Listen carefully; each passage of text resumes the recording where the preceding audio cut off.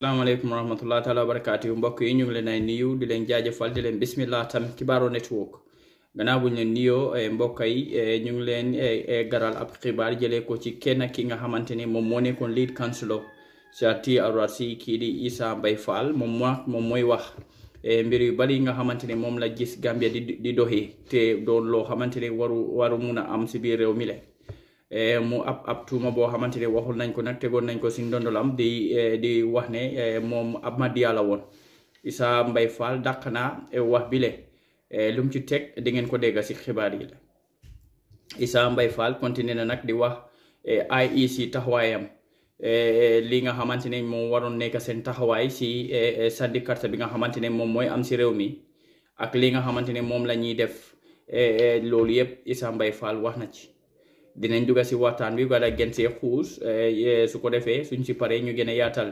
li nga xamanteni moom la Mr Fall wax di leen jërëm di leen sant itam di leen jaajëfal seen mbokka Pamane moo leen fi nekkal tey jërëjëf si seen déglu. Would anybody who runs for office would have support, and I am thankful to all those people, not just those who sent money, but those who spent all their time.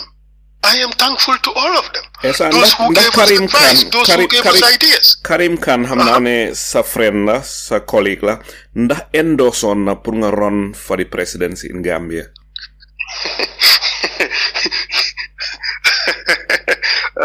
The thing is, xam nga yàlla def na Karim ñëwoon na Gambia time TRRC. Maybe 1 year before the election. Xam nga looloo tax sax de guy they use their biggest political weapon against me ne man Ahmadiyya la. Wow, Essa man wax joju man ko don deg way man dama feel confused because you don't sound like an Ahmadiyya. Fan la wax joju joge lan mo waral lolu Ahmadiyya lan la dama ko xamut because Karim Ahmadiyya la guy invite nañ ko ñew na Gambia on a peace conference organized by the Ahmadiyya ma anda mom ci president Barrow ñun ñëpp ñun na saalu taxaw ñu seppi ci Essa ne Essa mooy Ahmadiyya président Barrow nag ak ministre ya fa nekkoon dëgg ñooñu duñ Ahmadiyya de waaye Essa lañ ci soppi ne mooy Ahmadiyya ñu génnee nataal ne attend na conférence yi Ahmadiyya yi waaye conférence bi man maa bisobi church bi ñoo fa nekkoon ak imam yi ñoom baabali ak ministre si waaye man lañ ci seppi def ma Ahmadiyya te man xaw ma luy Ahmadiyya soo bàyyee xel pandéri daf ma daan tooñ ne Essa papaam ustaas la papaam ticca la te wax na dëgga suma papa daf daan jàngale alxuraan daara baro te kilifa yi Banjul yu bari daara baro lañ jànge suma papa bokk na ci ñi leen jàngal soo leen bëggee xam demal pipeline mosque ñooñu ñëpp kenn xamu ci luy Ahmadiyya waaye Essa fa la do smear campaign la woon rek pour tani sa image suma bàyyi woon secretary general. Why that was a political stunt by dishonest Gambians pour yaxama mooy comme rek fi mu nekk nii di new one bi gaay jël ne Essa hates Mandinkas. Boobu tamit wax nañ ko. There is no greater insult to me than that accusation, but they are doing it for political purposes because they know that Essa is one of the most viable political opponents come 2026. So they say, let's damage Essa by calling him a Mandinka hater. Essa ñan nga foog ne ñoom ñooy propagate lii nii gaay NPP na gaay UDP. Mainly ci li ma dégga I'm just saying from what I heard I do not have concrete proof of it dañ ma ne ma gaay UDP la. When it's convenient also guy NPP du ñàkk ñu def ko but xawma ci loolu dara li ma bëgg a tontu rek mooy waxuma ndax kii moo ko def o kale moo ko def li ma bëgg a tontu mooy what I want to say is for anybody to say that Essa is a Mandinka hater I should ask the question what are you smoking because they don't know me or they deliberately want to obfuscate things and confuse the Gambian people. But let me tell them something about Essa. My grandfather, Essa Madike Fall, the man who built 80% of the wharfs from Banjul to Koina, the man who built the Bond Road, koo bugga dëkk bi sacrifice him def for Gambia. In fact, kooku lañ waroon a tuddee Babili Mansa because he built 80% of the bridges and wharfs in Gambia. He had 3 Mandinka wives. Suma nijaay yi ñu ci bari soose lañ seen yaay yi soose lañ. So demee Makati, if you go to Makati, my aunts are there. They are Mandinkas. My paternal grandmother, she had very strong relations with the Jame family. In fact, if you go to Serekunda, Pachalao Jame, all his female children are named after members of my family. Because dañ bokka Mam Kumba Ndour ak Mam Kumba Njaay ñoo jógee benn kër Ñoro. Because suma maam yaayam waa Ñoro la. So suma maam moo juddoo Gambia waaye waa Ñoro la. Se mama papa yaayam waa Ñoro la ki jur suma maam. So how can I hate Mandinkas? You come to my father. My father had 8 children. But he also brought up 13 Mandinkas in our home. And he educated all of them. Many of them went to top universities. My sisters, they are married to Mandinkas. So my nephews are Mandinkas. When I was growing up, I shared a bed with 2 Mandinkas, Usman Fati and Almami Jabat. They are all Mandinkas. There were more Mandinkas in my home than there were Wolofs. And in fact, none of them is able to speak good Wolof because my family spoke to them in Mandinka. My mother spoke Mandinka better than she spoke Wolof, even though she is Wolofi Lebu. My sisters speak Mandinka like they are born Mandinkas. My mother has sisters who are Mandinkas. If you go to my house now in Kirseri, 4 people live there, only 4 people. They are all Mandinkas. One is my cousin, Tijan Silla. He's a Mandinka. The other one, Parboy, is Tijan's nephew, my nephew, because he is Tijan's sister. That's my cousin, is the mother. He is Mandinka. Brahma Dinding, he's my personal assistant. He's Mandinka. I have a son who lives in the house. His father gave him to me in 2019. He is Mandinka. I took him to school. I took him to university. I am paying for his... I am his father. He's Mandinka. I speak Mandinka. If you look at my friends, in fact, most of them are Mandinkas. Why is a following is politically motivated? So how can Essa be a Mandinka hater? It means I hate almost most of the people around me. That is silly. And that is distasteful. That is haram. You don't do that. But fortunately, I had given a speech at Kerfato. And that speech is trending these days, where I said that tribalism is the biggest threat to the peace and security of our country. You see, part of the work I do is to investigate and prosecute mass atrocity, these big crimes that happen in countries. You know, mostly they happen because of race or tribe. I pray to God that none of these things would ever happen in our country. How can I be a champion of justice for mass atrocity? How can I be a champion of deterrence for mass atrocity, for civil strife, and then I become a people hater? That is so distasteful. And you know what? I am one of the biggest philanthropists in Gambia, thanks to God. I have paid university fees for so many Mandinkas. It's unbelievable. But the good thing is, I don't even know them or know their names. Because I am doing it not because A is this or Y is that. I am doing it because I am giving back to my society. I don't need to know who this person is. When the demand comes and I can do it, I gladly do it. Sometimes Boer tells me, bro, you don't even know this person. I say, Boer, I don't need to know the person. Who is Boer? Boer is Brahma Dinding. he's one of the guys who is so attached to me. He's my personal assistant. He's a Mandinka boy. He lives in my house. Look, lately, some of these boys who went back way, they wanted to come back home. They were Mandinkas. I paid for them.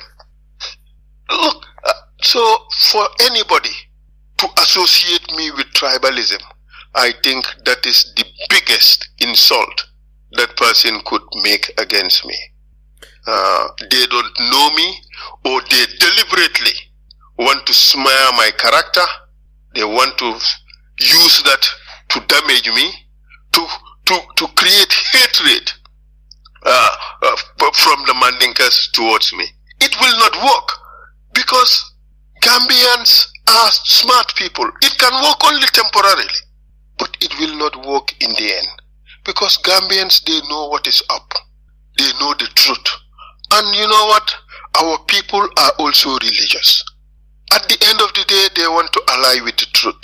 And I believe that the Mandinkas would never believe this. Yes, some would believe it for political expediency, but the majority would never believe it. You know, my brother, I made some sacrifice during COVID. I joined a group of Gambians, raised funds, and helped Gambians all over the country. I led the operation in Gambia. I spent so much of my money. My wife used to tell me, you don't know when this COVID is going to end, but you are just withdrawing money and spending it. Be careful. If your money runs out and this disease continues to ravage the world, then we could be stocked. Essa li sa jabar wax deug la de bala xaliss bi nga ca fekk xamun kañ la disease bi di jeex. Why? But the only thing I was seeing was that Gambians were suffering. I went from Banjul to Basse, from Katong to Koina, helping Gambians. This was during Ramadan, and my team, sometimes we used to close work at midnight. You know what we ate during iftar? We ate mangoes. Only when we get to our base, sometimes 10 o'clock, sometimes 11, sometimes 12, that is when we would eat. But you know what? It was worth it, because I was doing it for Gambians. This is all we have. These are our people. We went to some places, my brother. It's like God sent. The people had nothing to eat. By that time, government had rice. They were packed in silos or in stores. I was the reason why government did that, because they saw me doing it. We helped hundreds of Gambians. And ask everybody. There was no discrimination. I used to tell these guys in Wolof, Nelen Lidei, Ndimbali Gambian sila moy yobu bopam. And they would ask me, what do you mean? Manelen li moy yobu bopam. Amut ker ben ker bu ñoo tànn pour dugal ko fa. Fuñ exi ñu gis ne fii jar na pour mu dugal fa, si lañ ko fa dugal. We went to Banjul. Banjul was one of the first place we went to. ñëw nañ ci fuma koñ suma area fuma judo. I refused to give it to them. I took from my own pocket, my own money, and distributed it to people I believe deserved it. The reason why I did that was I wanted to reinforce trust and confidence. If I had given it to the people around the area I came from, even though some of them I did not know them, they would have said he's giving it to his people. Thank God I had the wisdom, may not even be wisdom, but the intuition to say, no, I use my money to help people that come from the same place as me, but this, that is the collective donation of Gambians, is going to go to all those people who deserve it, except those that I know. But it's also not be fair to victimize those that I know. I use my own money to do it. I went through that exercise, fueling most of the vehicles from my own pocket, from Banjul to Koina. And in so doing, we helped everybody we believed deserved it. Most of them were Mandinkas. So how can Essa hate Mandinkas? People saw me at the TRRC. I tried to be even. You know, we we broadcast in all the local languages that Gambians would hear. In fact, it was broadcast more in Mandinka than in Wolof or in any other language. So at that time, I was not a Mandinka hater. I was a Mandinka champion. But now, because Essa aspires to become president of the Gambia, he is therefore a Mandinka hater. I'm sorry, whosoever is trying to peddle these lies. The Gambian people would never accept this silly story. It's just a political gimmick intended to damage me, intended to deprive the Gambian people of one of the best that Gambia has to offer. And that would be a terrible tragedy, because Gambia needs all its good citizens to come together, united by a common purpose, which is to develop Gambia and not develop themselves. And this is quite profound, because if we continue to leave our government in the hands and clutches of ineptitude, what we have is mediocrity, and therefore we just continue to go down the drain. I don't want to stand idly by and watch that to happen.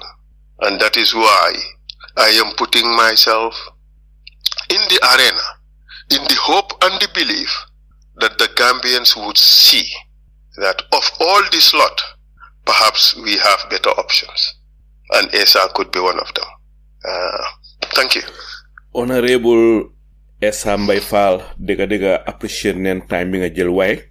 Am na ñaari question yu ma bëgg a laajte so ñu mëne jox time pour ma put forward this question. Di tax ba politicien nga yaa ngi ñëw gis waaw fu ma jaar neexal la Essa dicté opportunity bi comme suma maami Njaay lañ sa mu ngo jeex na tak waaw. Honorable li ma bëgg a laajte mooy are you disappointed ne liggéey bu baax bi ngeen def si TRRC bi yëpp ba saa si yàlla tey of course ñu ngi door di gis signs ne maybe it might be implemented because of am na steps yoo xam ne ñu ngi xew démb sax am na information ne xëj na Equatorial Guinea they may be willing pour relinquish Jammeh hand over Jammeh waaye ma bëgg a laaj rek are you disappointed ne the TRRC just like the Jammeh Commission is still not implemented despite liggéey bu baax bi ngeen def? Well, let me clarify.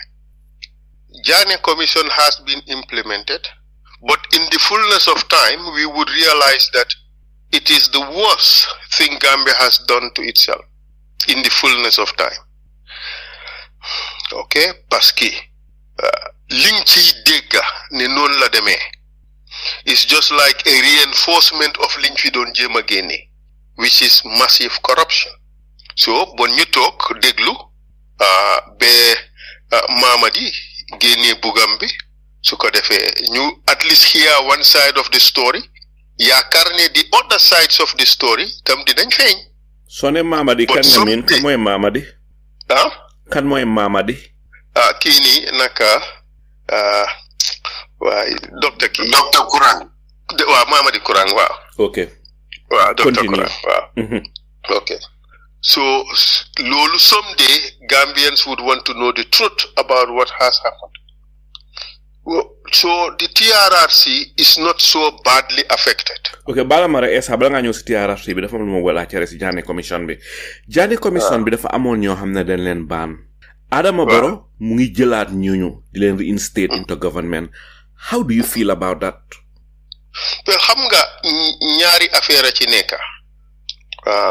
The morality and the legality. Morality bi ku Gambien bu ci nekk mun na am opinionam ndax lii correct na ak date. So loolu duma ci duga. So lu ma mun a wax mooy lan la loi wax. Decision ni commission of inquiry dafa mel ni a judgment of the High Court.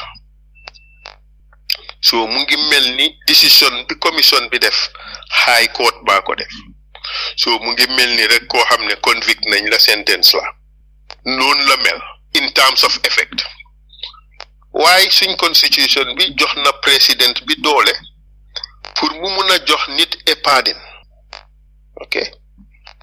So the question is, ndax ñiñ reinstate ndax dañ leen jox pardon ndax lan su dee joxuñ leen pardon bon the question would be raised ndax président bi am na power pour ne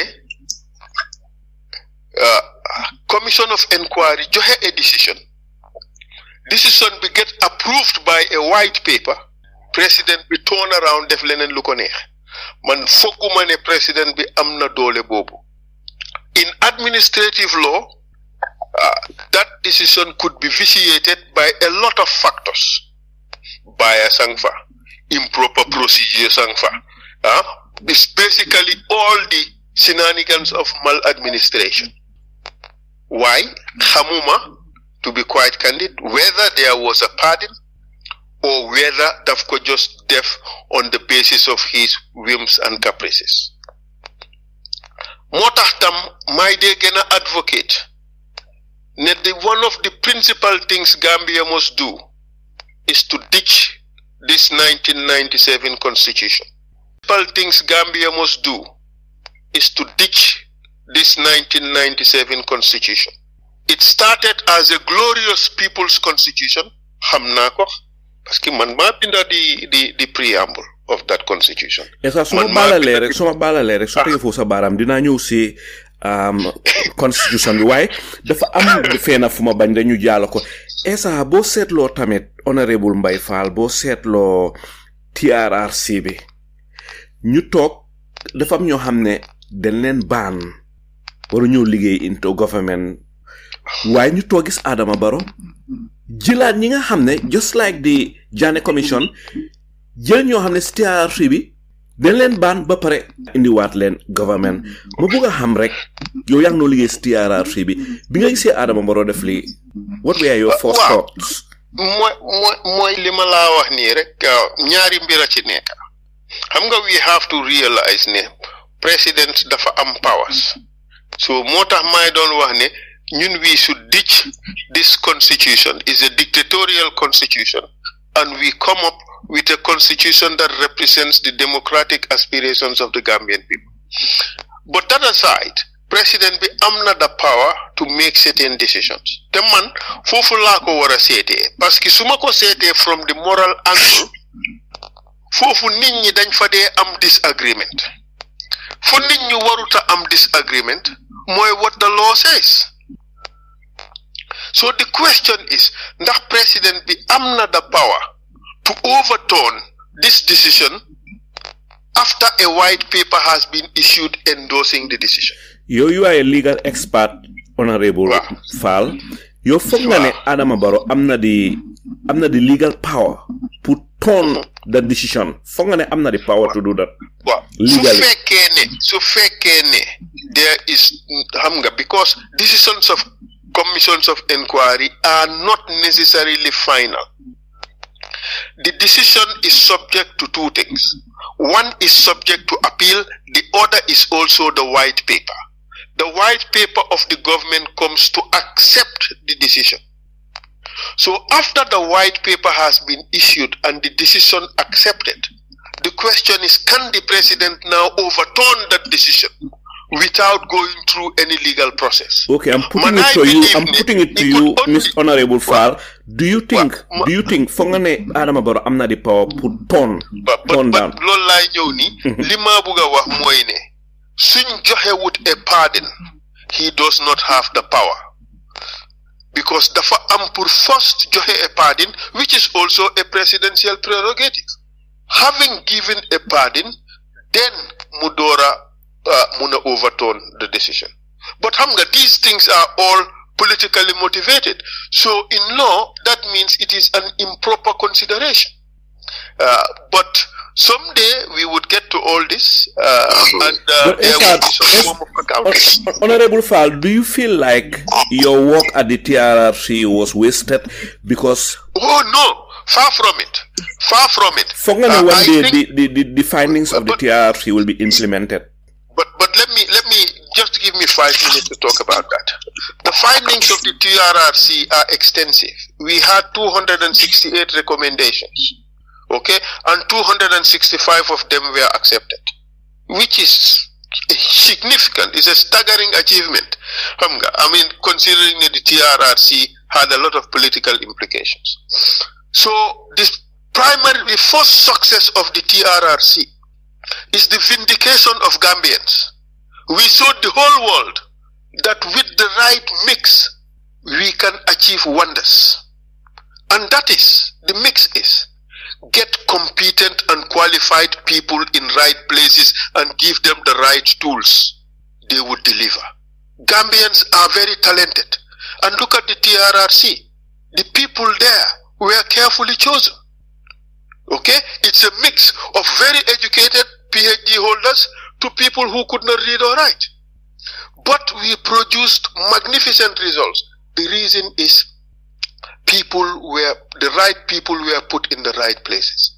And there was not much corruption, and therefore Gambians delivered. That is one. The second most important thing is, the Gambians know the truth about what has happened. And that was what the TRRC was set up for, right? In order to investigate the things that have happened, in order to establish a true historical record about what has happened. Gambians know that. The third thing is, some families were able to have closure. Finally, we know what has happened to our loved one. The fifth point is, there's been recognition of the violations committed. People have come and owned up to those violations. There's been forgiveness and reconciliation. There is no price tag one can put to that. The sixth point is, there's been some form of reparation. You know, when we checked at the TRRC how much money we had for reparation, the money was so small. But I looked at the law, and then I saw this provision that when the TRRC makes a decision, it's like a decision of the High Court. So if you make an order of reparations, it's a judgment debt on the government. So we sat together with the commissioners, and we, the lawyers, made them the proposal, and they accept that we are going to impose a debt on the government. So we distributed the little money that was available. That was about 50 million. All right. So we gave each person a percentage of what you are entitled to. And then the rest, we impose it as a judgment debt on the government. So the government would have to pay that. But for that, the government has established a reparations commission. So we are hoping that the government would implement that. The recommendations of the TRRC, most of them are just for administrative reform. Those that pertain to SIS, they have implemented some of them. I don't know whether they have implemented them fully. But at least now, the SSS, they are not arresting people. They are not doing that police work that they used to do, which is a massive improvement because really, the Gambia Star Chamber under Jammeh was the NIA. The NIA. Now that is out of the way, which is a good thing. Essa soma baale ma interject foofu rek am honorable fa balal ma mang la interrupt ma ngi fatale ko bi nga demee NIA headquarters yo ya sa team bi yang don question DG Sow. DG Sow worked at NIA and he was at some time at the investigations department, but you would realize that DG Sow was sacked and he worked in other places for 5 years, including banks and so on, before he came back after Jammeh. So when he became DG in 2018, 2019. That was during the time of Jammeh as well.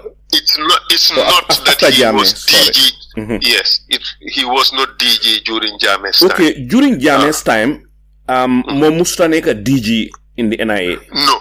Okay. No. Why mu no ligay ci biir NIA at some point in time? As nekk na head of investigations. Okay. Yes. Mu melni mom xamone na lots of crimes si fa don xew. Lima la bëgg laaj moy, are you disappointed ne DG Sow moom la Adama Barrow jël tey am na ñuy wax ne sax DG Sow Ousmane Sow is the brain of Adama Barrow decision yi moo def yépp mu ngi jógee si Sow te it is the same Sow koo xam ne kii mu ngi woon si biir NIA bi time Yaya Jammeh xam na lu bari atrocities yi doon xew ma bëgg xam lan mooy sa xalaat si lii. waaw xam nga man unlike most other Gambians the way I look at this should be different. I should look at it from the lens of the law. It is the citizens who should look at it from the lens of the morality of the situation. Understand? The law has given the president the power, or president and his cabinet the power, to review all the recommendations and choose what to accept and what not to accept. You see the point? So if the president exercises his legal power, there isn't much that I can say. Fima mune wax moy if the power is exercised wrongly. And I can give you one example. Sana Sabali was recommended for amnesty by the TRRC. Kontaan na ne laal nga Sana Sabali why Honorable Fall ñu bari den feel ne you were lenient to Sana Sabali as opposed to Edward Singate. Ma bëgg xam rek lan moo tax you were so soft on Sana despite the crimes committed by Sana. Did it. Xam ngeen people bi xam nga soo nekkee a trial lawyer and advocate danga am a strategy for every witness. Sana was very cooperative.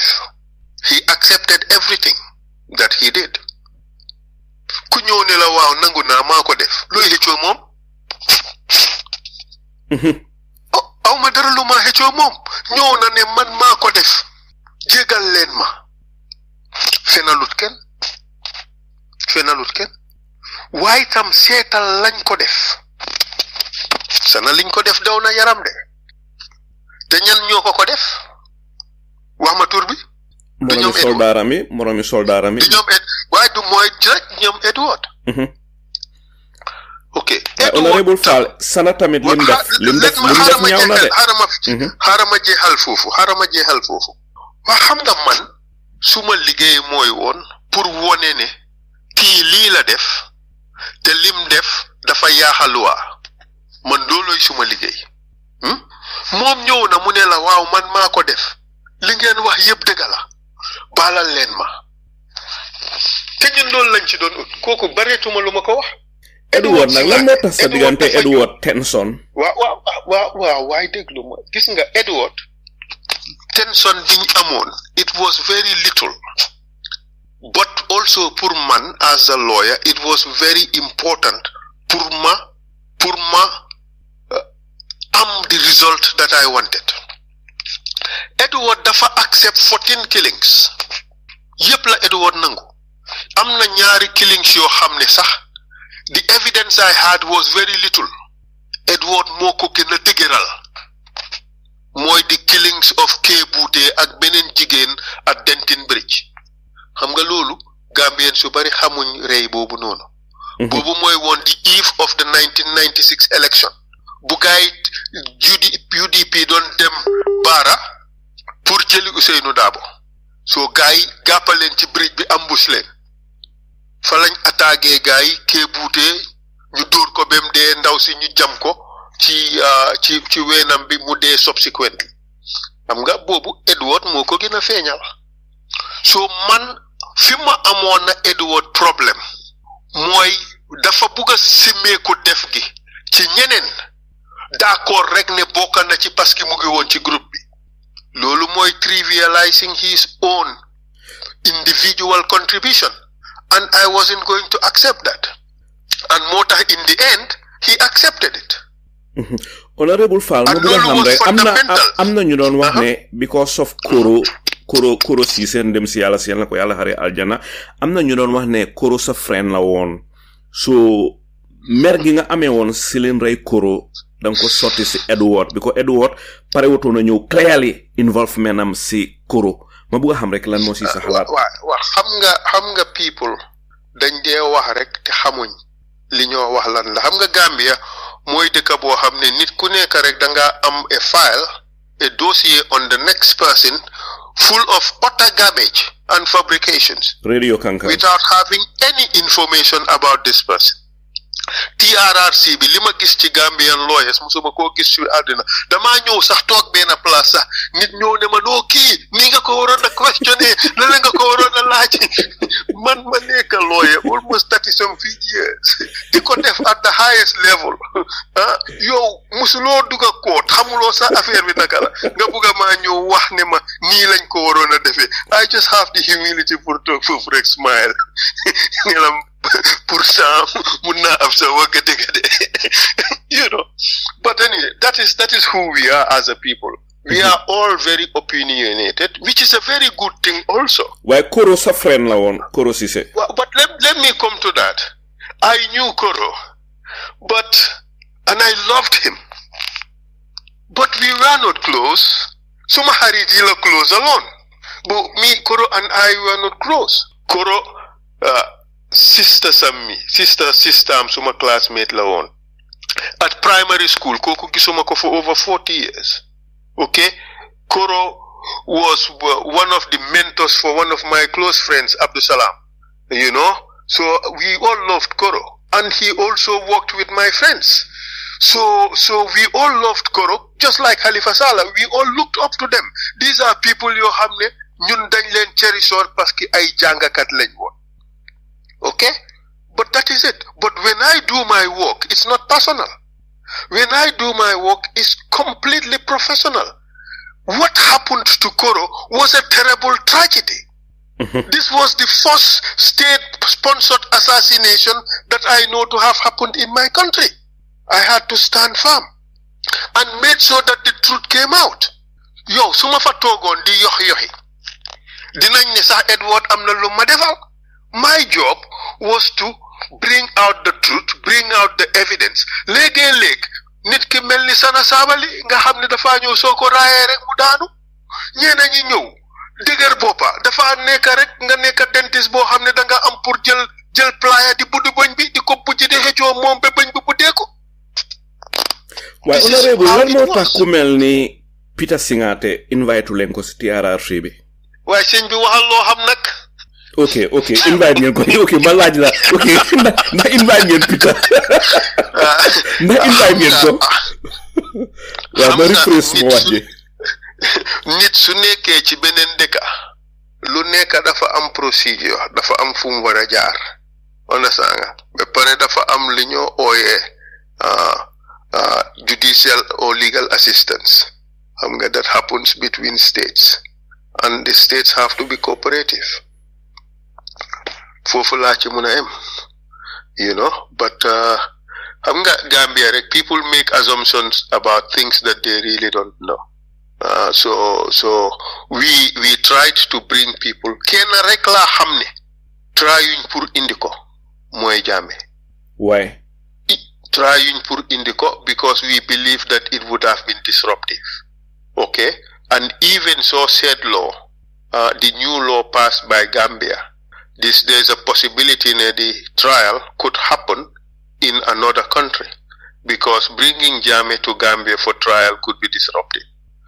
TRRC, we would not arrest him because we did not have the power to arrest anybody. So if he were to come to TRRC in Gambia, it would have been very disruptive. All right? Su ko defee remotely, it could have also been a disaster because if you have a witness that you cannot control, Hamga, we've seen what happened with Yankuba Toure, you know, and we all know Jammeh's character. He could be the nicest person this minute. He could be a nightmare the next minute. So, because we did not want a situation that was going to be very ridiculing for the TRRC, you know, very disrespectful of the TRRC, because Jammeh would never have accepted jurisdiction of the TRRC, just like Yankuba Toure. So we decided that it was not the best thing to invite him. But he would have his opportunity. He would have his day in court. If he has something to say, let him go and say it to the court. Honorable Fall, next question be more. But let me answer this question as to the implementation of the TRRC recommendation. The TRRC recommendations are vast. they stem from the basic issue. Change the constitution because this is a dictatorial constitution. We could have easily done that. Okay? Establish certain laws or change certain laws. Those things could be done. I know government is doing something, but it is very slow. But thankfully, Gambians should be happy. The government has accepted to sit with the TRRC or the ex-TRRC personnel and do a review of the recommendations and how far the government has implemented them. And I think that is a good thing. Then we would have and what is left to do. But they have also passed the relevant laws, even though these are placeholder laws, if I may call them that. We have to wait and see whether there is enough political will to prosecute Jammeh. What I see is that this could be a political football. You know, you just kick it down the road until after next elections, because it might be one of the political compromises for the next election to come. But this is just speculation. We have to wait and see. But I don't think that it should take really 8 years to set up a tribunal to judge Jammeh. I think it is way too long. Definitely. Lolo domani Gambia ñu bari ñaawlu neen ko ba fi ñaawlu em. Waaye Honorable Fall ma bugga laa laaj yow lan mooy sa personal opinion lan moo tax you having a field day. xam nga koo xam ne boo ko gisee ren bala nga koo gisati yàlla xam foo jaar soo xamee ne soo añee doo reer da nga capitalize lekkaloo mun.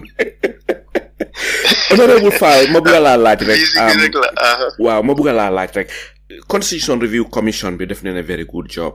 Yow sa personal opinion laa bugga xam lan nga foog ne moo tax nguuri Gambia buggu na jël draft constitution bi lan moo tax gars yi salaagal si ba léegi despite campagne yi ñi def despite xaalis bi ngeen si spend dëkk yi ngeen dem bante draft constitution bi is laying there.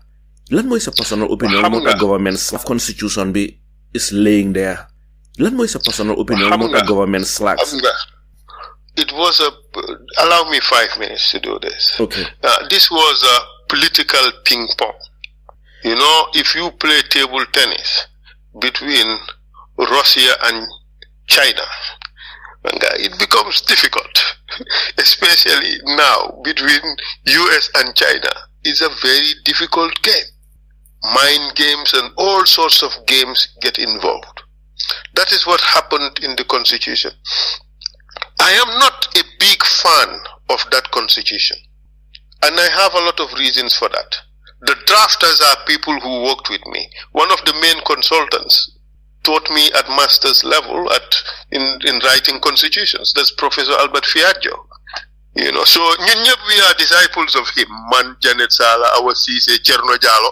We are all disciples of Professor Fiadjo. Okay? So, of course, his views and permeated in the writing of that constitution. And also, the Kenyan influence. I know the then Chief Justice of Kenya. They played a very critical role in the constitution. A lot of what is contained in that constitution was a copy and paste job from the Kenyan constitution, which is a big tragedy. Gambia and Kenya are two different political environments, and therefore, we did not need to copy elements of the Kenyan constitution. And incidentally, the committee had eminent draftspeople, you know, who could have done a much better job. I don't know the circumstances, but between Janet, Cherno, and Awa, these are capable draftspersons. So they could have done a much better job in that respect. But in totality, that was a beautiful constitution. I did not agree with all the provisions. I think it was, in fact, a big constitutional over-elaboration. Depending on which school of thought you come from, I thought it was a big over-elaboration. We did not have to go into 220-something pages for a constitution. But I think it was a good document. We could have passed it and later made amendments and so on. And that is where the trick came. NPP never wanted that constitution, that draft constitution, because it was a whittling down of the powers of the president, which is what Gambia needs now. But Barrow's biggest problem was the issue of self-perpetuation in power. Barrow did not want to be limited to that 5-year term, because the constitution, the draft, had this provision. The mandate of the president shall be limited to 2 terms, and the term in which the constitution is passed would be counted. So Mugimelni, that first term of Barrow would have been counted. So constitution be passed on Nikon Fimne ka Barrow nge pare pour handover. Barrow did not want that. So he opposed the constitution. UDP, because of their numbers in parliament, threatened that they wouldn't support the constitution if Barrow proposed to amend it. Understand? So because Barrow did not want the constitution to pass, Musampal UDP, tegal len ball bi ne len kick len, you said. And UDP kicked. Lolo ñu xagn a constitution. Because if UDP would have called Barrow's bluff, ne ko okay, sax dañoo pass constitution bi. Okay, and later we try to get an amendment. Ni ko non Barrow mo don bañ constitution bi jall. But Barrow dafa sampal gaay and UDP kicked. Alright? Such that UDP will take the blame for the failure of that constitution, whereas Barrow mo buguton constitution bi jalla. So it was a big political game. But I think that it was a missed opportunity. We should have passed the constitution, at least restore the democratic space for the Gambian people, whittle down some of the dictatorial powers of the president, create greater clarity as to the political order, and then later we can try to perfect the constitution by making amendments. I think that was a better approach than what we have now, in which we are still wallowing under a massively dictatorial constitution, which is creating a great disservice for the Gambian people. One of the worst provisions in that constitution was the permission giving to the president to do business. When they take commission left, right, and center, ñun ñoo leen allow pour ñu def business di. It is the constitution, which is a terrible tragedy. Honorable Fall, fi mu nekk 2 years more des pour ñu ñëw si 2026 presidential elections. Yow fi mu nekk yaa ngi indol di full blown interview. Fi mu nekk du wala dëgg sax foo ñu answer suma question si ko yow du la bàyyi because xam naa ne yow maa ngi la yaagaat na ko ñëwuloo. So li ma laajte mooy mugo keba bala ma rek ma laajte question bi very very shortly. Honorable Fall, fi mu nekk 2 years more des pour 2026 elections dal di jot. Li ma la bëgg a laaj mooy are you going to run for the presidency? So fekkee nga run for the presidency, ndax di nga dem into coalition or not? Well, it's more than 2 years. It's 2 years, 7 months. Elections would be in December 2026 by the grace of God. You can never say this is what is going to happen. But I intend to offer myself to the Gambian people. It's for the Gambian people to decide. The good thing is, man, I am not a professional politician. Ko hamne yaakarulo dara ludut politics. So it is the be it and end of it all. I don't believe in that kind of politics. At least not at this stage for Gambia. We should all be working, to try to help to develop our country. Finally, when it comes to coalitions, go ahead. Of course, I am for coalitions. You recall, I have made several pronouncements calling for coalitions, because coalitions are important. There is no point us dividing in so many ways. We should be able to find groups that would gel well together and form a formidable political force. Hamga, Gambia now, one of our biggest problems is tribalism. And if we do not manage to tame this beast, it's going to destroy Gambian society. And the more fragmented we become, the more people will gravitate towards their own places of origin or towards their own kith and kin. So the only way we can break that is when we come together. That way we blow these divisions. And principally for that, I support coalitions, because that way, Gambians can unite around a common purpose and erase this issue about tribe, region, or religion. And let us not also underestimate the problem of religion. It occasionally rears its head in a very nasty way in Gambian society. And we have to avoid this. So for the politics, one way of doing things is for people to come together, to coalesce around a common purpose, to take our country back and put Gambia on the path to prosperity. We can do it. If only you see what Gambians are doing abroad, if they are giving the space to come to Gambia and work for their country, they can do wonders. The Gambian people at home are resilient and committed people. If they are given opportunities, they would do wonders. There is no reason why the Gambia should be spending over $300 million to import the food that we eat. That is a huge tragedy. It's a disgrace that the Gambia, which boasts of its peace, is depending on Ukraine, which is at complete war, for that country to feed us. It is a disaster. We can do better, but we need to give each other the opportunity. We have to organize ourselves. This all it takes is 3 M's. That man, money, machines. The next element perhaps that you can add to that is organization. If we put all those things together, in 3 years Gambia should be able to feed itself. We have the land, we have the water, we have the climate to do it. It's a shame that we're not doing it. Jërëjëf Mr. Honorable Fall, fi mu nekk just to do what is right. fu ma jaaree may panelist ku nekk answer ku nekk laaj la benn question te maa ngi jël lot of time. So fi mu nekk ma dal di njëkkee si Jibril go ahead. Waaw jërëjëf nit nag du am gan ba pare di ko bros. Waaye dinañ appreciate that ne génn si na Essa Mbye Fall papa moom ñëpp xam nañ ko wax diggante yàlla lim def si education in Gambia.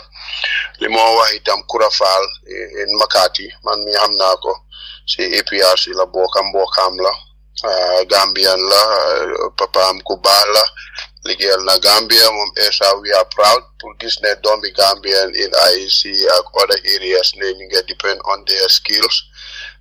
Loolu kontaan nañ si pour gis tam ne ñu ni Gambian yi neen jotee nañ di gis only Gambian judges, lawyers, for that matter, pour ñu resolve your own problems.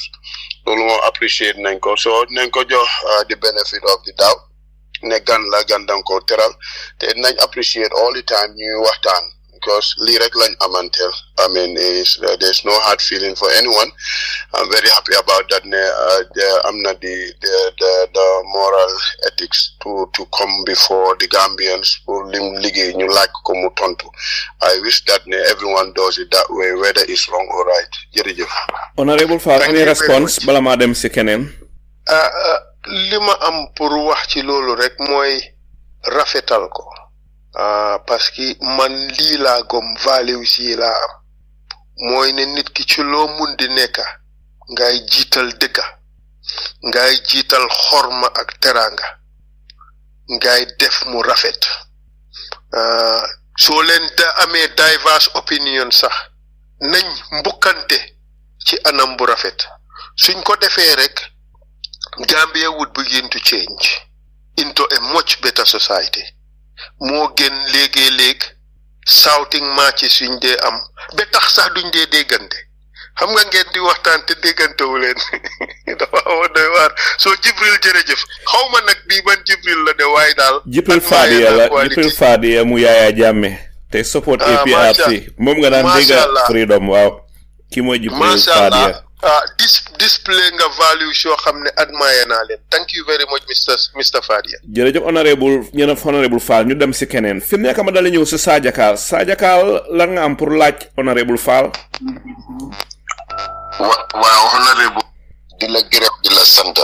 jërëjëf ñëw nga ci waxtu bu la Gambien si nit jërëjëf te leeral nga fi lu bari yëfi TRRC bi laal nga daal lu bari am na lu bari loo xam ne ni itam liy war a ñëw si kanam yàlla nañ ko jàmm jërëjëf xam naa dama wax ci yëfi ñu ne da nga hit Mandinkas loolu man dama wax ne du UDP loolu NPP militant la xawma kana ko wax de wax dëggaa neex yàlla nag parce que bëgguma wax lu du dëgga bëgguma fenal kenn bëgguma tuumal kenn dégg naa daal ñii di waaw dégg naa ci daal ñii di ci joxoon ñii di joxoon ñale xawma nag kan moo wax waaye li am solo mooy man ma leeral mbir yi wone ne man de su ma xeetee Mandinkas nag xeet suma boppa parce que Gambie ñun ñëpp a jaxasoo boo xam ne ku jógee man fi ma jógee dañ jaxasoo boo xam ne su ma xeetee soose rek xeet suma boppa but man I cannot hate anybody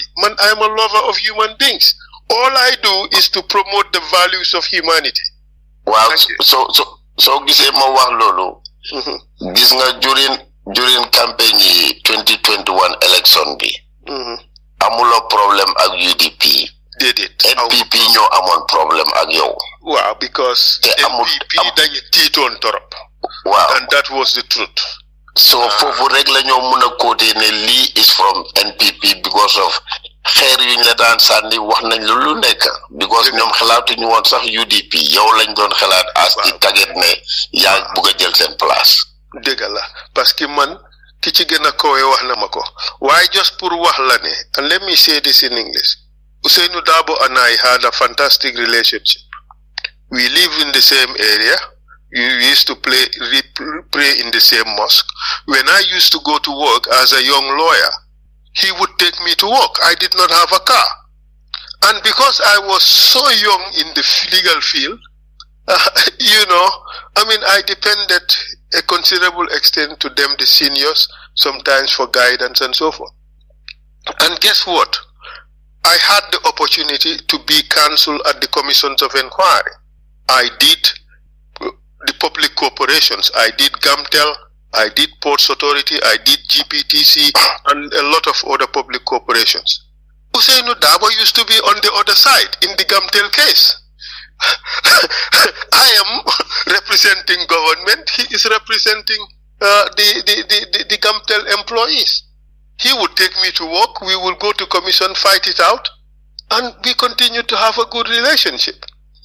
I was working for the UN when he got into politics. I was helping UDP. I was funding UDP. I have no problem with the UDP. A lot of my friends are in UDP. They've been in UDP even before I ventured into politics. And they are still my friends. So to say that I hate this or that is just a clear demonstration that those people don't know me.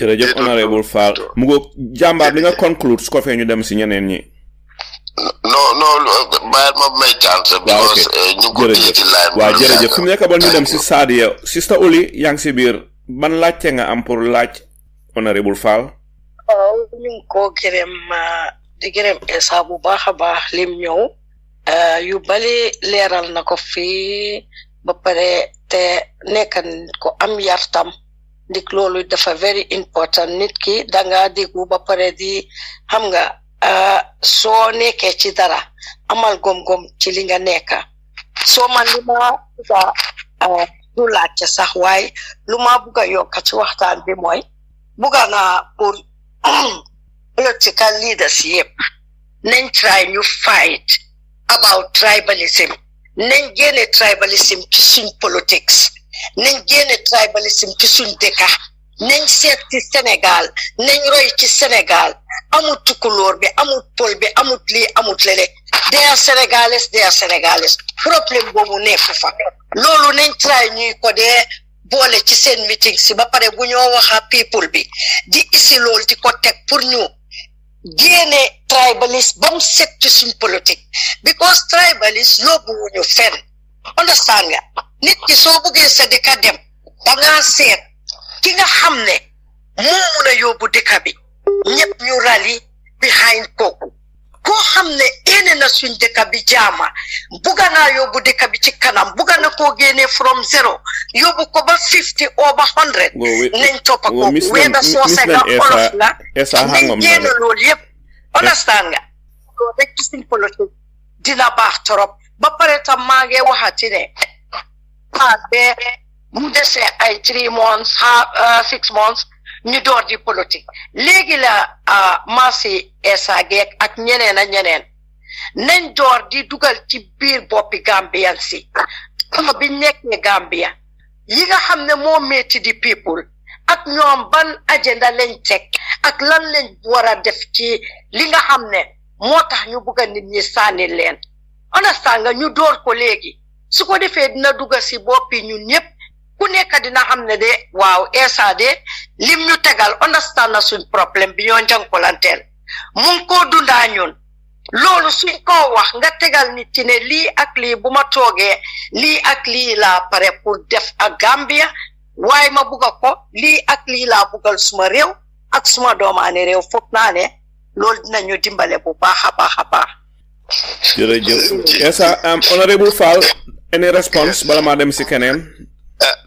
yaa holiday lim wax moom ku ci teg dara waane rek la ci dugal waaye lim wax yëpp moom 100% accurate moo di ko ci upload nag ne d'accord naa ci lim wax yëpp mbir yi noonu la war a demee yëfi timing nag is very important especially for someone like me xam nga take up a major assignment pour man assignment bi ma nekk nii suma jihad la xeexal suma diine la xeexal suma réew li tax mu doon suma diine mooy ñi ma bokkal diine ñu ngi leen a mbugal di leen faafaagal pour génne leen ci àddina moo tax fu ma jaar taxaw ci su dee am naa opportunité bi soo mooy Rohingya case bi soo di ñaan yàlla mu may ma ci ndam beneen bi ci lifin tam mooy xeexal suma dëkk la parce que soo leen bàyyee xel Gambia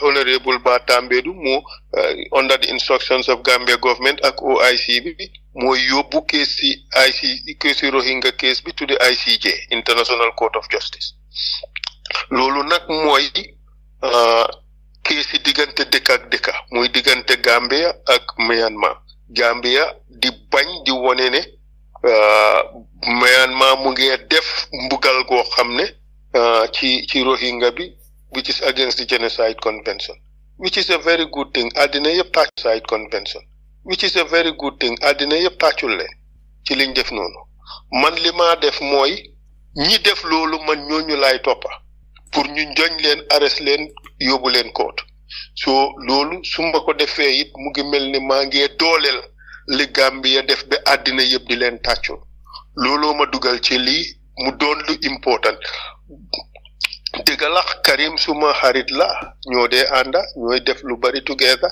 waaye loolu gën taxut ma jël case bi li gën a tax ma jël case bi mooy bugga suma dëkka ak bugga suma diine muy islam so mu nekk man suma personal contribution ci suma diine ak also a contribution to world peace parce que what we do is the cause of humanity and thanks to God ne am naa the opportunity to play a role in that waaye sant yàlla léegi tey man ma jeexal suma paat parce que liggéey yi daf dee jël yees te man bëgguma koo ñiit dafa am important milestone bu ma egga su ma fa eggee ma teg fa liggéey bi ñëw nag to the direct service of the people mooy ñëw Gambia bokkaat ci politique bi def li ma ci war a def contribute to my society te ba tey every month bu soobee yàlla naa dee dem Gambia for most of the time you know I am deeply connected maa ngi def yi ma war a def maa ngi dugga place yi ma war a dugga maa ngi contribute in Gambian society the way I should contribute am na yenn nag maa ngi koo avoid mooy fis ci politique bi laay avoid angum simply because dama just bugga respect the rules also xam nga bugguma nekk in a situation boo xam ne I'll be conflicted loolu tax may koo defee nii waaye xam naa ne bari na ñi nga xam ne ñu ngi ànd ak ñun yàkkamti nañ di ma dégga yàkkamti nañ di ma gis ku ci nekk bugg nga gis sa mbër ci géew bi waaye balaa moo mun a tax bëri fii sa mbër pare ang leen a ñaan di leen jéggalu de baalu ngeen may ma tuuti ma jeexal lii mu doon farata goo xam ne farata gu wér la ma jeexal ko ñëwaat dugaat ci géew gi di leen ñaan ngeen ñoo dool di leen ñaan ngeen gën a apprécier ne li ñoo def nii defuñ ko pour suñ bugga defuñ ko pour ñoo jëriñ defuñ ko pour suñ boppa li ñoo def nii dañ koo def as a sacrifice for the Gambian people bari na ñoo xam ne sax xëj na ñoom ñoo ñu ko doon daaxa def waaye ndax am nañ fiti ñëw bari na ñoo xam ne xëj na ñoo ñu ko daaxa def ndax jaral na leen ñu ñëw def di sacrifice parce que sacrifice bi métti na de saakaa ci koo xam ne utiwut fa lum fa jëlee lu dut lam fa yóbbu rek pour defar bon di leen ñaan ngeen ñoo ñaanal yàlla ngeen ñoo dooleel gën ñoo tam yombalal mbir mi su ko defee ñu continuer def liñ ci war a def in the sacrifice and in the service of the Gambian people jërë ngeen jëf. Honorable Fall ñu ngi laa ñaan rek joxal ñu benn 1 minute rek ñu ñëw si Serigne Saliou go ahead and fire your shots. Okay, I didn't know. I'm not good at Serigne Saliou. Tom jërëjëf waay I think it's a great opportunity pour Essa Honorable Essa Mbye Fall da ko jërëjëf gàcce ngalama ñun ñu ngi toog si west bi fii waaye we are following the TRRC like dafa mel ni comme si waxtu julli dañ ko jëloon foog waxtu julli lu fajar la ñu nga America time bi dama toog njël taal TV pour xaar Essa Fall mu gën a seet council bi you did an exceptional job Essa ñun as Gambian we were proud mais at least bi nga taxawee di defend dëkk bi après di rater the relevant questions daf ñu da fierté la pour as a Gambian pour a Gambian brother boo xam ne dafa ñëw taxawal dëkkam pour delloo njukkal dëkkam te yow da nga def loolu ba mu sekk gàcce ngalama jërëjëf yaa sa team bi TRC def ngeen perfect job loolu moom kenn mënu ko wax it na nag des na si government and their political ambition lu ñu mën a def si kanam yéen seen liggéey wàcc na another note as a former IC and database manager man maa ngi toog in a bundle of data bu ma gisee Essa annonce boobu xam pour on the political field man I am of the opinion ne it was too early it was too prompt because of time boobu the time was too short après sole in African politics dafa am what we call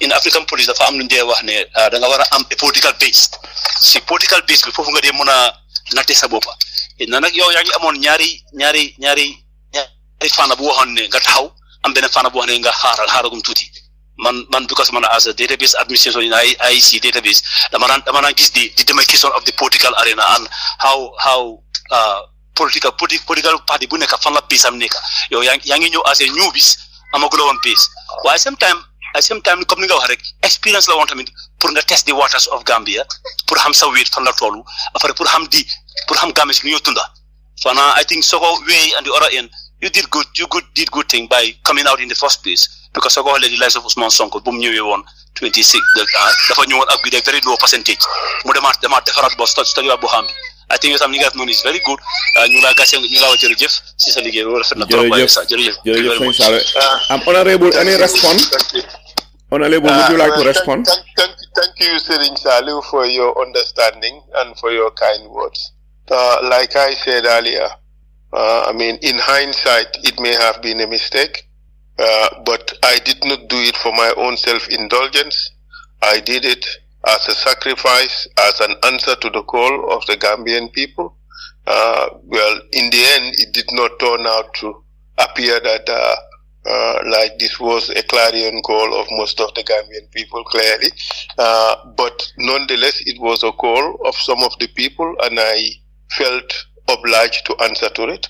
I answered to it after having finished the national duty that I was entrusted with.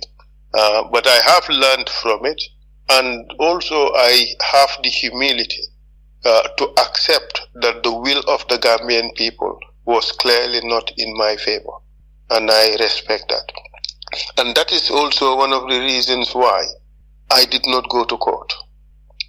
some people, are castigating me for not having supported the UDP case in court. But it's quite clear that UDP went to court alone. There is no other political party or entity that supported them. This is a misconception by some people, but UDP went to court alone. And I also think that I was vindicated, because my legal assessment was that I cannot offer any proof of what we were going to allege. And because of that, I am not going to be part of it. That has nothing to do with my personal relationship with AOP. It was a principled position derived from my own understanding of the law and my belief at that time that that was the right thing to do for the Gambian people. Because also at the time, there was a lot of tension in the society. Anything that I could have done to reduce the tension, to make sure that the Gambia would not slide into chaos, I had to do that. And I believe that that decision I made on that day was the right decision under the circumstances. I apologize to all Gambians who thought that I made some mistakes. I did not set out to make mistakes. But to err is human. To err is human. So for those who are angry for one reason or another, I ask you to forgive, because to forgive is divine. But I did not set out to wrong anybody. I did not set out to offend anybody. I did not set out to do things for my own personal advantage. I went out there in the belief that I was doing what I thought was best for the country that I hold so very dear to my heart. And I would again crave the opportunity to serve my country in the best way possible. Thank you very much. Thank you, Honorable Fall. Now we go to Keba. Keba, the floor is yours now, as Essa used to say in the TRRC. How many people are on the program? The floor is all yours. Keba, I'm not being 1 minute because we've been here almost 3 hours. Honorable Fall, just you being 3 minutes. Like Keba, you have 1 minute, please. The floor is yours. A closing remark. Duñ la bàyyi de sa Essa bu demee bala muy ñëwaat xam nga ñaata yoon maa ngi call Essa. No, waaye on a serious note, sëñ Sadou. Interview bi tey xëy na sax planu leen ko pour mu nekk exclusive interview, waaye ku ko déglu nga balance. Da nga nekk ci programme bi. Keba ñëwaat na te liggéeykaay la nekk nii de. Okay, Keba, limit ko just 1 or 2 minutes, Keba. Dinaa ko limit. Anyway, ñun lii lañ bëggoon. Oncle Saliou try nga lu nekk call nga Essa te understand nañ, explain na gantam lu ko jàppa, liggéey bu mu nekk méngoowut ak toog di wax si politique. Te loolu ñëpp war nañ ko nangul. Respect decision bobu tamit, because lu moy wone rek moy how ethical he is as a person, and naka la respect anything lo xamne ni mom jël nako personally pour mu ne daf ko liggéeyee muy jëm ci askan gi wara muy jëm ci aduna bi ci bopam, dina ko respect full follow ko be up to the last point. Lolu wone nako bo paré ci biir waxtanam bi yaakaar naa tasaare na lu bare leena rek moo ma ci naxari mooy ne nii lu bare si angale la ko doon waxee te dafa am yaay yoo xam ne ni ñu ngi ñaamina, am papa yoo xam ne ñu ngi fooñi bondaale. waaye Essa foog naa dafa wax na ko ne fa bëgg include ñëpp, because waxee si olof dafa ragal guy accuse ko of being a tribalist. So moo tax mu laaka angale boo xam ne ñëpp dégg neen ko, although am na ñoo xam ne duñ understand, waaye daf ko def rek pour include ñëpp, to be all inclusive. Oncle Saliou, gis nga comme yëfi tribal questions yi nii sax man I feel like ñun ñu ko dee laaj ci ñun suñ boppa ñun ñooy contribute pour loolu mun a continuer di exist si noppi nit ñi. Gis nga sooy propager dara soo ko continuer di ko xam nga di ko wax di ko bantu su yàggee day nekk si xelib ak boppi nit ñi. So ñun ñi nga xam ne ni ñooy waxkat yi te nekk si presse questions yooyu sax war a xam nga waxtaan yooyu sax dañ ko war a tegee boor because Essa munta nekk ak tribalist man Keba maa ngi nii tey doomi soose la waaye suma programme yi yëpp si olof laa ko defee definitely du dëgg te man dama am tight contact ak Essa dañ dee wax yaa ngi understand so man xam naa ne Essa du tribalist Essa don't need to clarify that part sax to know no why ko clarify enemy sami political enemy sami mu neen ko use pour character assassinate non ñun mais ma tuuti ñun ñoo ko clarify ñun ñi nga xam ne nii ñu ngi jëflante ak moom te xam nañ ne nii suñ axulaay tàllaak suñ diggante suñ borom la ñuy wax xam nañ kan mooy Essa su ñun ñooy taxaw parce que ñun ñooy doomi soose yi su ma moromi soose bu taxaw nga ne Essa tribalist la mën la amut mu nga Keba di nga mën a lifen di nga mën a conclude so loolu moom nañ ko tegee boor man lu ma gën a kontaan rek mooy ne ni Essa ñëw na waxtaan naa Gambian si li nga xam ne ni géej na Essa su waxee tey balaa mooy wax yàlla xam sa fans yu bari tey seen xel dina dal sa supporters yu bari tey seen xel dina dal te man lii laa bëggoon sëñ Saliou thank you very much nga jokko di opportunity di time pour mu ñëw clarify man tamit yi nga xam ne nii waxoon naa ko te mu jëmi si moom ma tudda turam yooyu yëpp mu setal ko lii quality of leadership la mooy wone te lii dafa war a nekk jàngatal si doomi Gambian si yëpp especially young Gambian si ñu seegati so di sant ñëpp di gërëm ñëpp di rafetlu programme bi bu baax a baax Oncle Saliou comme nu ma ko dee baaxoo di waxee rek di la ñaanal yàlla yow gudda fan rek yow moom soo toogee dee wax amiin rek ñaan yi dina dal gauche droite loolu la yàlla dogal Essa yow tamit ñu ngi laa ñaanal di rafetlu bu baax a baax step boo jël nii te di encourage suñu leaders yi yëpp ñu jël these bold step any allegation si nga xam ne nii ñun teg nañ ko si ñoom nañ gën a clarify ñu waxtaan réew mi tamit doomi réew mi ñu xam what is what jërëjëf because lii yëpp dañoo jàngal doomi réew yi te lii sa step bi dafa war a jàngal leaders yu bare so I'm really glad that you took that step and man daal mbégte ak kontaante rek laa am dem naa sa ba awma lu maa wax waaye ngeen xam ne nii faruma fenn si dëgg bi lay faral te lu maa wax nii suma axu lay taalaa xam Essa moo tax may wax Essa bés bu mu defee erreur balaa keneen di ko dal man maa koo dal loolu moom na leer waaye dama xam ne nii lépp li nga xam ne nii maa ko wax si moom tey daf ma leer ni midi ma xam ne nii lépp lu maa wax suba de yàlla du ma ko dumee parce que lu ma leer la du tribalist te am na quality leadership pour mun a yóbbu réew mi loolu nekku ne man kenn sax maa ko wax war a ràññee ko ci moom te Keba naa si dolli leena bala ngaa conclude Keba nga gaaw conclude leena laa jàngee si Essa mooy Essa neexuta bañ ja pour bañ Essa ku neexa bugga wax de non su fekkee danga niti digga nga bugg a digga di si doxee te xamuloo dara yi caaxaan obviously di nga ko bugg a as a person that's the main fact so Essa dina gërëm bu baax Oncle Saliou di la gërëm di yemale wax bi fii waaw jërëjëf Keba jërëjëf Essa fi mu nekk nii am fu njaa def di honorable thing mooy jox la di final closing statement the very final closing statement waaye nag final closing statement bi dafa ñëw with two prices one foo jaa nga promise ma ne ma dineen def a programme at a time that is most convenient for you in the near future one inshallah okay that is a promise naa ko no doubt number two Essa bi laajte bu gàttal rek nga close foofu bi nga nekkee si TRRC bi finally bi nga demee ba conclude sa liggéey si TRRC bi boo demee tëdd guddi yan xalaat mooy li la dee teree nelaw guddi ndik li nga dégg bari na li nga gis bari na li ma dee xalaat mooy balaa ma dégg foofu sax ma ne leen yéen ñëpp jërë ngeen jëf ci opportunity bi la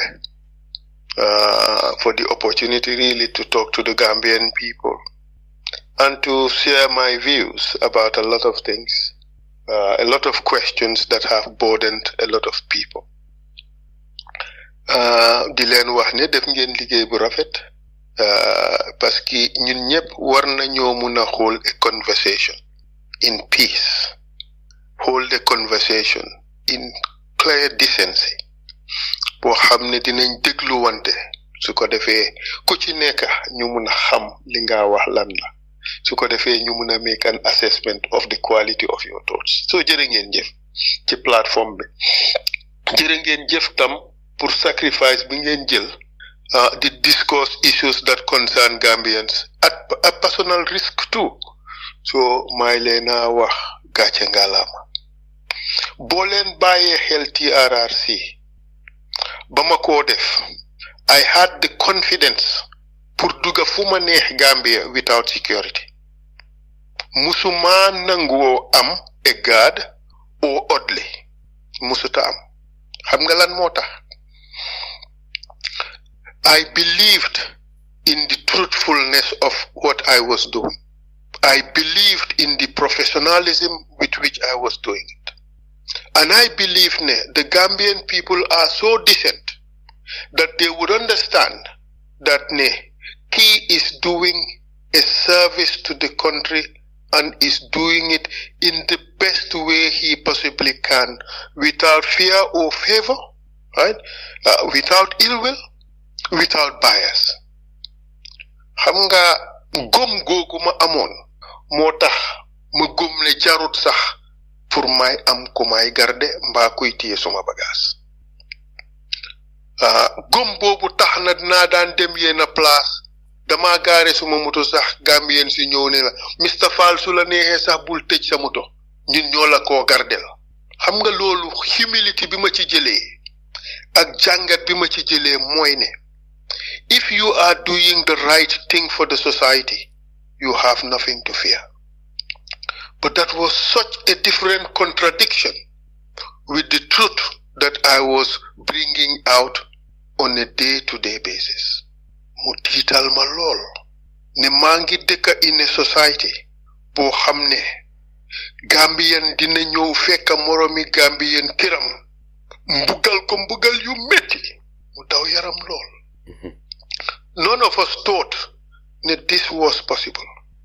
Nga xam ne nit moo soxor ci moromam. Waaye jàngat bi ci gën a important mooy ne all this happens within a particular environmental arrangement. Ecosystem bi moo ko permit. Moo tax nit ki amul dara ci lu mun a wéeru lu dul luwaa bi. Ñun ñëpp gannaaw yàlla luwaa bi rek lañ yaakaar. soo demee nag ba am environnement boo xam ne luwaa bi mu ngi doon yow li nga wax rek ne mooy luwaa bi ñi war a implement luwaa bi yépp ñëw toog ne la yow loo wax rek la ñuy implement ngay sànni ndox imaam yi daw di dékka di ko raayoo mel ni loolu saafara la ca yàlla la jógee society bu mel noonu nit ñi amatuñ dara luñ yaakaar society bu mel noonu mooy society bu gën a garaaw ci àddina looloo tax rey yi bari woon looloo taxoon réep yi bari woon looloo taxoon tocco gi bari woon soo tëddee guddi ba xiya yenn stories yi nga dégg ci witnesses yi léegi-léeg danga eewu ñaxa toy xepp ngir li nga tëj guddi we were all traumatized at the TRRC about the things that we had so the opportunity to participate in correcting that was deeply and profoundly humbling. Di ñaan yàlla ne lu mel ni bu amati suñ dëkka waaye loolu mu ngi only xew su fekkee ne am nañ a deep soul searching in fact sax am nañ di soul searching waaye fuñ jaar teg di remedial measures te remedial measures yooyu benn rawu ci ñu wecci constitution bi beneen bi ci nekk mooy fuñ jaar end corruption in our society. Gambian people are deeply being impoverished because of corruption. Xam nga nit ñi liñ foog ne mooy corruption mooy kii ñëw rek bribe la dem loolu rek di corruption lim ëmba dafa bari ak lim ñoo cost is way too much. Gambia is suffering at the weight of corruption.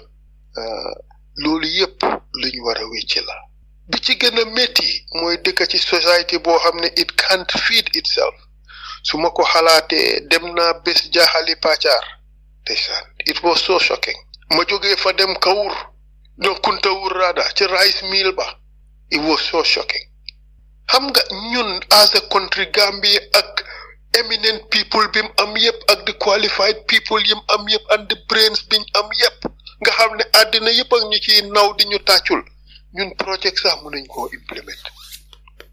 Look at the OIC 7 years we had to plan and prepare. It's now assembles. Leader for Ruslo. We can do better.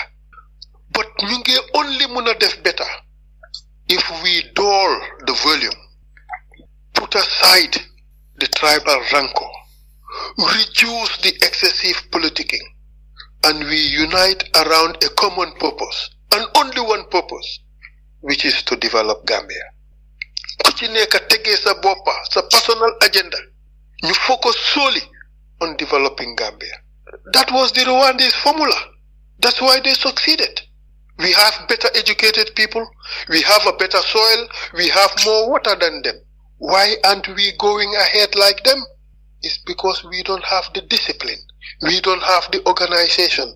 Mange ñaan yalla bés bobu ñew nga xamne we would select of the Gambians a group of people who have the culture, the discipline, the professionalism, the hard work, the commitment, the qualifications, the ability to come together and do this noble job for our country. Remove our people from poverty and put our country on the path to prosperity. Thank you very much, gentlemen and ladies. Thank you very much. No, Jambar, ne ko bàyyi mu dem conclude na. Yo Jambar nen bàyyi mu dem time dem na. No lu ko mooy dafa alifu na. Mané dafa important halal may leen ma. Honorable lu ma bëgg a laaj rek mooy ñun nekk ci biti as Gambians. Gis nañ yeneen réew yi yëpp su élection amee seen nit ñi dañ dee vote outside. Te Gambia ba léegi ñun ñu nekk ci biti amuñ that access of voting. Yow bu la yàlla joxe power bi naka nga bëgg a doxalee loolu. Man balaa ñoo egg ca loola sax lay insist and do everything that I can pour ensure the Gambians in the diaspora have the vote. You know why? Li tax mooy ne ñun mi dëkk ci dëkk bi kenn ëpput ci dara ñi nga xam ne ñoo nekk ci biti. That's one. ñun ñëpp a ci am under the constitution.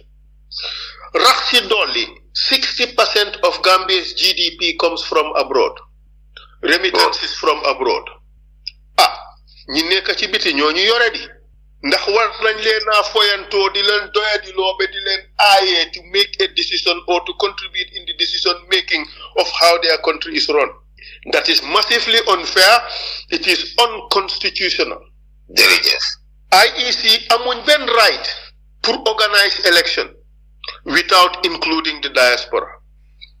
Moo tax in my Korité statement, I think I have included it as one of the issues that we all have to fight for. Moo tax ma ne leen Gambia's problem cannot be solved if we do not get rid of this dictatorial constitution. Because fi mu nekk nit waroon naa mun a yóbbu IEC court. In fact, I was working on that. Why am na ñeneen tam ñu ci nekk so maa ngi push pour project boobu continue. Dañ war a yóbbu IEC court. Court bi jox leen order jox leen direction ne nañ put in place the necessary arrangements pour Gambians yi abroad mun a vote in the next election. Suñ ko defut that would be a big violation of the law. Because court bi already make na a ruling ne gars yi dañ am right pour vote. Lu tax duñ leen jox that right. And the IEC fi mu nekk lañ leen war a jël to task because am nañ 2 years 7 months to do that. Well, gis nañ ne jox nañ ñu fi 7 years mun ñoo def li ñu santa waaye bii war nañoo mun a njëkta ci ñoom puus leen pour make sure ne in 2 years 7 months the Gambians abroad have the opportunity to vote. Te loolu war nañ ko mun a def te yomba na. Suñ getee to it rek we would do it. But the problem is the politicians am na ñoo xam ne favor wu leen ne Gambians in the diaspora would have the opportunity to vote because then gis nañ ne dañoo lose the diaspora vote. So because of that, lii la ñoo wax voter suppression, because clearly they are just trying to suppress what they perceive to be an opposition vote or a vote against them. Lolo tax ñuy def loolu waaye itam Gambians in the diaspora war nañoo continuer di raise this issue su ko defee Gambians si ci biir tam daf leen a gën a dooleel pour ñu push this agenda. Gambians si ci biti dañ war a vote waaye beneen xeex bi nga xam ne yéen mi ci biti war ngeen ñu cee jàppale mooy the fight against the excessive drug abuse in Gambia. ak foreigners yi nga xam ne ñu ngi ñëw indi Gambia loo xam ne musuñ koo xam. Thank you. Gambian munoon naa bandi ñu ne kii dafa jël drogue waaye ci jàmba rek lañ ko xamoon mu waaye fi mu nekk. mbokk yi ñu ngi leen ay gërëmaat di leen sant gannaaw buñ déggee lii nga xamante ne moom la Essa Faal wax na wax yi am solo surtout taxawaayu IEC nag ñëpp jox nañ Gambien yëpp dañ leen joxoñ ab institution boo xamante ne ñëpp seede nañ ne seen taxawaay doonu loo xamante ne lu rafet la loolu nag ñu ngi cee wax bu baax a baax te itam ñu ngi jaajëfal bu baax lii nga xamante ne moom la Essa Mbye Fall wax ñëpp dégg nañ li mu wax te rafetu lañ ko bu baax a baax di leen jaajëfal di leen gërëm di leen sant tamit seen mbokk Pamane jërëjëf